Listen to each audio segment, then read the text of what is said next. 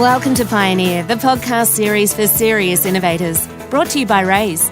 Here we talk to innovative entrepreneurs, CEOs, scientists and policymakers about innovation. Hello, my name is Rob Pierce and I'm CEO of Wrays. Today I'm joined by Derek Gerrard. Derek is an active tech investor and works to accelerate the growth of companies through his corporate advisory firm, Go Capital. He's passionate about helping early-stage tech companies grow to become sustainable, profitable businesses. He contributes to the sector here in Perth as the head of Innovation Bay, a networking series between tech entrepreneurs and angel investors.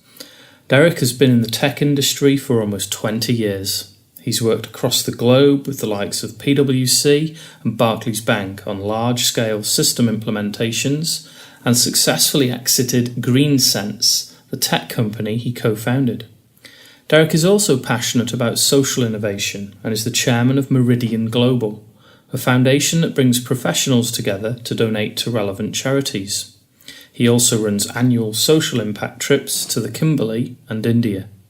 Welcome, Derek.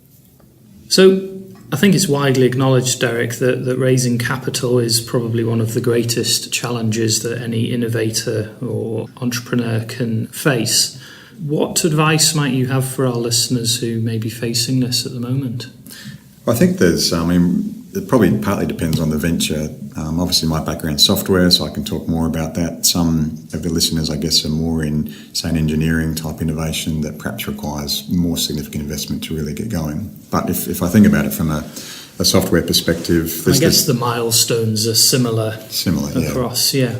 Yeah, and there's probably two schools of thought. One is, once you've got your idea and you go and raise as much money as you can and forget about that and just get on with it, that's probably not my preference in terms of the things we look for. I kind of like the idea that the founders find a way to get some traction at the outset. And partly that's with the GreenSense story. That's what we did. We bootstrapped the business, which means we found a way to earn an income on the side while we built the product. And I think the best part about doing that is you're ultimately putting your money where your mouth is. If you believe in the idea so much, I think for you to have made some real financial sacrifice to get that going before you go and ask someone else to raise their money is an important part of that. Everyone talks about skin in the game, don't they? Yeah. It gives it some credibility. Absolutely. And often we'll see people coming and pitching who kind of go, I've put this much time into it, but for me, time is just a factor of playing the game. Putting money in is a bit of a different kind of thing. So the bootstrapping model worked for us, so certainly when people have come, and the good thing about that is that you can go through a number of iterations till you find the exact value in the product that your customer wants to pay for.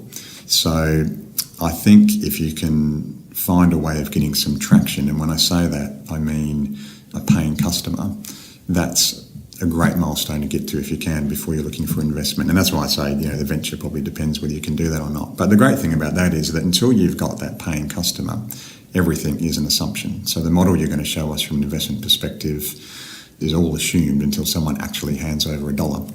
And the minute someone pays $1 for your thing, all of a sudden your model starts making sense. And that's important because that's where you're going to start applying a value to the business to then attract your investor from. So going back to our earlier conversation around most cities and entrepreneurs suggesting that there isn't a great deal flow, is that around expectation of the entrepreneurs and that an idea isn't necessarily enough to invest in, it needs to be something that's starting to crystallise?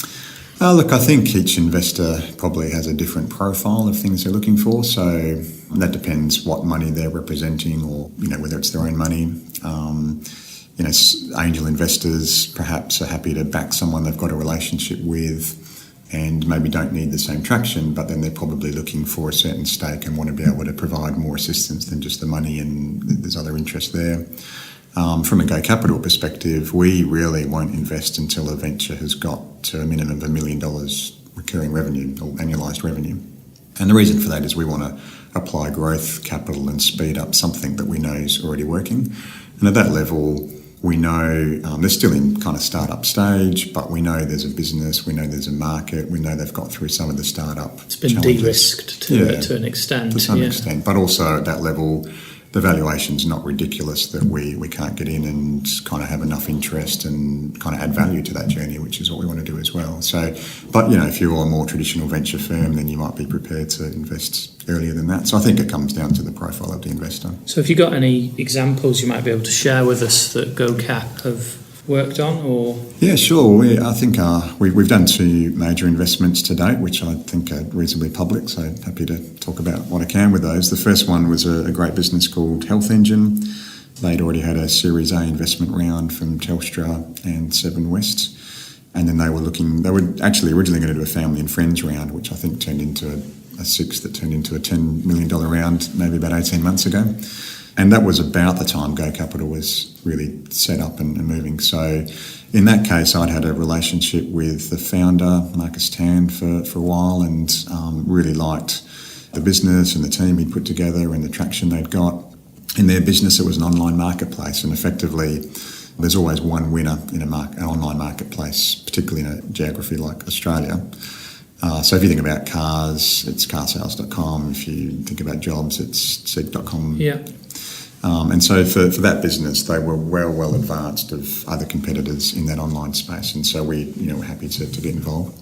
The other business was a company called Isotana, which was originally research out of Curtin University. They, I guess where you've got a CCTV network of cameras and security guards watching that footage, it's pretty hard for them to engage in that footage, so it's only ever used retrospectively when there's been an incident. So what this technology does is allow the software to learn the normal pixel behaviour of every camera on a network, and then rather than showing all of the footage, it will only bring up in real time a camera where there's an anomaly to the normal pixel behaviour.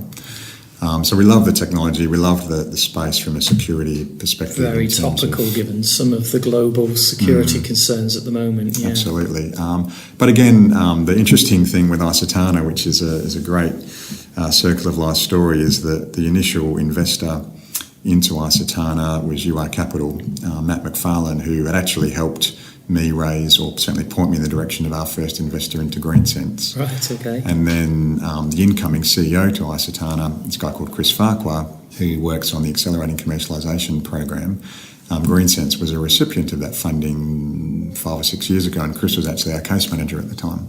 So the opportunity to invest back into a business where we'd had relationship for a while with those guys. Attractive. Yeah, it was very attractive. And then they'd had some great revenue metrics and were already global and that. So those 2 we've invested in. Out of, I would say, in the last 24 months, we've looked at around about 250 different investment opportunities that we've gone through in varying degrees of progress. All Perth-based, or the majority? Majority, yeah. Well, certainly with some Perth connection, yeah. Wow, so the scene is definitely busy in Perth. Yeah, absolutely. And I think just in the 2 or 3 years I've been kind of out of my startup and in the sector, it's moving quickly. I think there's a lot of great entrepreneurial programs around. So I think people more than ever are looking at these technology opportunities. They're seeing some pretty significant exits in numbers overseas and attracted by that. I guess there's the job market at the moment maybe is slightly more challenging, which causes people to think differently about how they might earn an income. But then balanced with that is a lot of entrepreneurial programs from the unis and also private programs as well that are really supporting entrepreneurs on that journey. And I guess, going back to Innovation Bay, I'm hoping that we are supporting the education of investors in that journey as well to match those parties together. As well as your Innovation Bay and your GoCap and the exit from GreenSense, you find time to be the chairman of Meridian Global, and you're passionate about social innovation. Can you tell us more about the work that you carry on there? So I guess from my point of view, we get to live in a pretty special place in Perth. And obviously, you start having some success. I think it's very important you think about how you can give back. Obviously, Innovation Bay is part of that, but more philanthropically, I was looking for something to get involved in, which became Meridian Global, which had been running for 10 years and sort of put up my hand to volunteer and now find myself the chairman. But it's a great organisation. And one of the things I always say there is, and something that people may not realise, is that if you are on the dole in Australia, or taking the Centrelink payments, that actually puts you in the top 16% of the world's wealthiest people. So if you then look at the average salary in Australia being roughly about $80,000, If you're earning there or thereabouts, that puts you in the top 0.3% of the world's wealthiest people. 0.3? 0.3, yeah. And we don't tend to think about that. Life is relative and it's only contextualised to where you live, and your problems seem very real, and of course they are. But it was very cold this morning, or it rained at the weekend in Perth. Absolutely, yeah. So I just feel that, who are you and I that we get to be born or live in a place like Perth versus being born into that slum in Africa or India or something like that. And we need to not be ignorant to those challenges in the world and think about how privileged we are and find a way to give back. And so Meridian became one of the ways I wanted to do that. Love the model, which is quite simple. We get 100 people each year to put in $1,000 each into a pot. So we have $100,000. Someone that's put in $1,000 is allowed to nominate a charity of their choice, which our board then shortlists to the top 3. And those 3 come along to a giving night at the end of the year. And the other thing you get to do with your $1,000, apart from meeting like-minded people, is vote. So the 3 that come to the giving event are all guaranteed money, but we all vote, and basically the charity with the most votes gets $25,000, second place gets $15,000, and third gets $10,000. So we give away 50, and then the other $50,000 we put into an investment fund, and the idea is that we grow that fund so we can keep giving back to our portfolio of charities. And our ultimate goal, since I've got involved, is to grow that fund to a size where we'd love to be able to give away $1 million a year. And if you look at the numbers and how it calculates out, that's about a 20 to 25 year journey for us to get to that point. But I think, $1,000 for people that we're doing life with and business with is a pretty small amount relative to the impact that it can have, and the fact that you get to do it with other people. So our little catchphrase, I suppose, is mates who donate. So okay. We're just thinking about people that can join in and participate in that. Well, for a relatively modest sum of $1,000, you're fairly close to the decision of where that may end up. Yeah, and also if it's a charity you're passionate about and you nominate them and they get through, effectively you can turn your $1,000 into $25,000 for that charity. So there's been some great organisations we've supported over the last couple of years. Alta One, which is a local charity that helps kids who probably are not fitting in the school system. Classroom of Hope, which is doing some work in schools in Bali and Rwanda for kids that otherwise wouldn't get education. There was another one, Tiamo, which is helping train people in Africa in agriculture principles that we take for granted, but it improves the quality and output of their crops. So some great charities, but it's the things that our Giving Circle is passionate about that we're actually giving to, which is one of the great things about it. So. Excellent. Do you think that your work there gives you a healthy perspective on the businesses that you see come through GoCap and the decisions you make? Oh, absolutely. I think what's great is that you're just hearing a lot more about needs of the world, and it's a little bit of that perspective slap, I think. Just some of the challenges that people are facing, and so there's that element that helps you keep your own life in perspective, and I also think it allows you to just find that way to give back and make a little bit of a difference in a pretty simple way. So.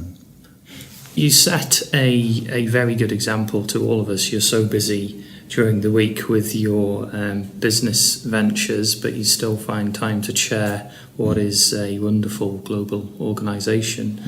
Hopefully you'll inspire somebody else or some of our listeners to get on board. Yeah, that'd be great. Thanks very much for your time today. I've really enjoyed it. Thanks very much. Thank you. Thanks for joining us today for the Wrays Innovators series. If you'd like to know more about today's topic, please email us, wrays@wrays.com.au.